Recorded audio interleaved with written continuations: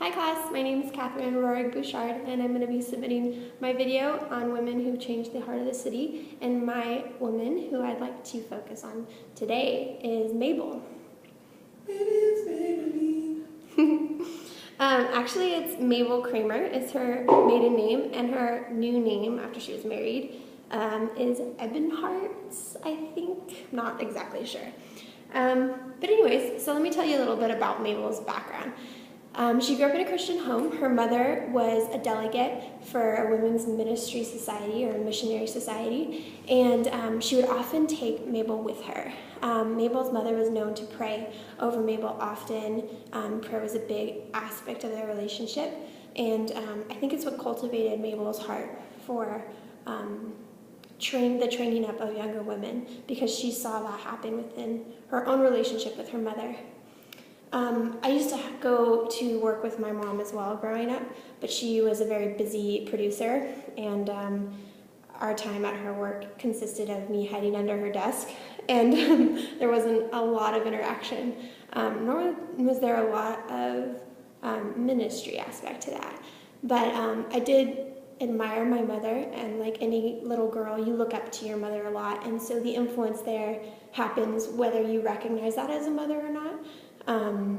And I think it's something that, as a young woman, now I am taking into account when I have a family someday. I want to be very present in my daughter's life, but I want to be aware of where I take her and how I'm cultivating a motherly heart in my daughter. So Mabel was known for her motherly heart, and I think that was something that I pulled away from this story as kind of like a key point. That was her reputation. And this story is told from a perspective of a woman who was so blown away by Mabel's impact in her life. Mabel would basically send her these letters of encouragement, encouraging this young woman in her own ministry during times where she just felt really overwhelmed or discouraged, and she would get these letters randomly in the mail from Mabel. And Mabel, she seemed to be very devoted to her family, but I didn't think that came very easily to her, because learning about her story, you find that it wasn't always that way. Her family was always important to her, but her ministry actually, at one point in the very beginning stages of her ministry with her husband, ministry was a priority and family came second. But we learn actually that her and her husband, who met actually in high school and dated through college and then got married and went to seminary together, they had a church together during the 1920s. So there's, the Roaring 20s happening, the Great Depression happening, the First and Second World War, and just really their society and their city that they lived in was just in desperate need of just love and the love of God.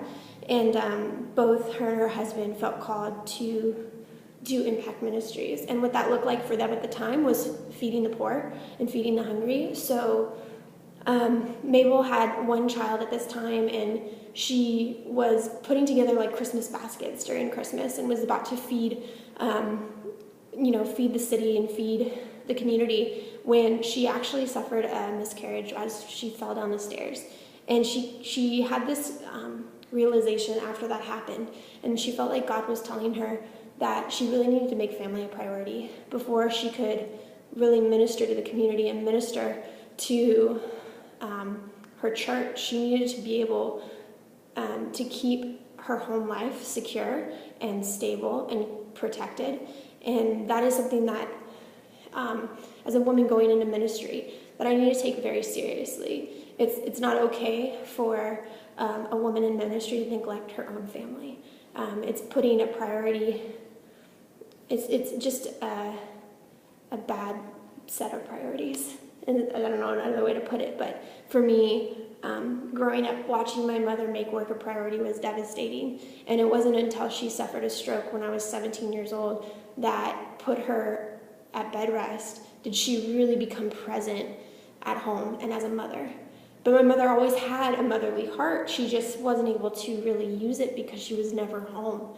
So when she had her stroke and she started to be home, my mom started to become a mom. she really wanted to be a part of our lives. Her prayer life became, a daily ritual, a daily commitment. And she was already reading her Bible every single day, and I think there was a transformative work that happened.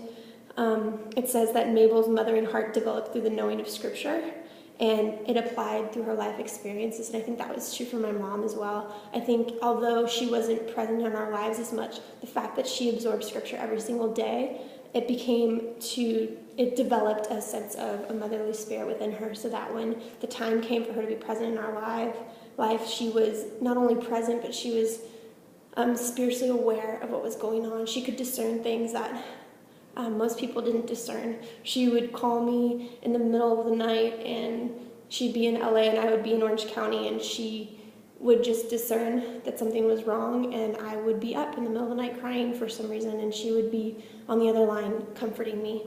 And another thing about Mabel that I really admired was that she was known for listening, and it says here that she would talk little and she would listen a lot. And that's something that I want to be a part of my legacy, a part of how people remember me. I'm very talkative, if you know me, so it's really hard for me to listen more than talk, but I know that this is something that God's developing in me as I am being put in position to train next generation young women, and I want to be able to listen to them more than I talk to them, because I think that's a huge reason why we're able to pray for other people or have the ability to pray for other people, is because we know their story, we know their circumstance, and we can't know their circumstance or know what to pray for if we don't listen. So that's another point that I took away from Mabel's story and Mabel's life. Back to making family priority, and then your mission almost second to that. The two need to be separate to a certain extent. It'll be hard for any pastor family who has pastoral leadership within it to separate the two, because their life is so involved in church life. But we are called to a responsibility as mother and as father to our children. And for me, I'm so glad that my mom is now more of a mother, and my father is now more of a leader in the church, because I think it took time for them to step into their ministry role, because they had dedicated, so much of their time to providing for the family, and now they're realizing that money comes and goes, but what's more important is the health of your children's soul and where they may end up. And thankfully, me, my brother, and my sister are all serving God, and we're all Christians. And I think that's an incredible thing. And I know that it's rare to have an entire family serving God. But beyond that, I have an extended family that serves God. And beyond that, like, my great-grandmother was a widow of 9 children, and she raised all of them as she also took over her husband's church. So that is part of my legacy, and part of, I think, what drives me to continue as a strong woman of faith and a strong woman of God, to remain brave in those moments of being a mother and doing ministry, and never forgetting that my role as a mother is my first priority, and but also never forgetting that my role to the next generation is to be a good example and to train up the next generation, especially of younger women. And I'm going to leave this video with this verse, and it's Titus 2, verse 3, and it says, "Older women, train the younger women." And for me as a woman, that verse speaks volumes, and I think it's our responsibility to train up the next generation. So if you're a woman and you look around and you see other women, and your heart kind of breaks a little bit for the way they're acting or the way they're behaving or the way they're dressing, it's really our responsibility to step into their life, develop a relationship with them, love them despite what they're wearing, what they're saying, what they're doing, but to show them and train them up in the way that Jesus would train us and love us. So that looks like treating people with the love and respect they deserve, and it looks like unconditional love. We cannot base our love and our commitment to people on conditions of life. I mean, watching Mabel go through such an incredible journey with her husband through the Great Depression and during some of the hardest times America faced, and staying strong and staying committed to one another, but also committed to their ministry, had a lot to do with the fact that they remained committed to their relationship with God, and also were very convicted by the fact that they had a responsibility to their own community. That is all. Okay, bye.